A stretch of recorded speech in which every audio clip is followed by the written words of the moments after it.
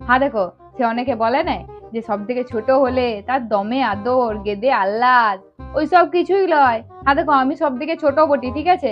ঘরের যদি কোনো কিছু ভুল হয়, সেটা তো সোজা আমার উপরে চলে আসে, সেটা আমি করি আর নাই করি। তারপর ধরো ঘরে গাদা কাজ করলাম, তারপরেও আমাকে শুনতে হয় আমি নাকি কোনো কাজ করি নাই। আর তার মধ্যে ধরো একটা কাজ আমার দিদি কিংবা দাদা করে দিয়েছে, তাহলে গেদে আদর, ওরা গেদে করেছে, বুঝলে তো।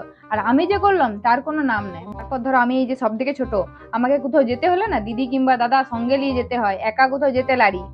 ছোট হবার গেদে দুঃখ, কোনো জিনিস নতুন পাবে না, প্রথমে দাদা ব্যবহার করবে, তারপরে দিদি ব্যবহার করবে, তারপরে তোমার কেনে আসবে, বুঝলে তো। অত সোজা লয়। হ্যাঁ দেখো, সে অনেকে বলে না যে সব থেকে ছোট হলে তার দমে আদর, গেদে আহ্লাদ, ওই সব কিছুই লয়। হ্যাঁ দেখো, আমি সব থেকে ছোট বটি, ঠিক আছে। ঘরের যদি কোনো কিছু ভুল হয়, সেটা তো সোজা আমার উপরে চলে আসে, সেটা আমি করি আর নাই করি। তারপর ধরো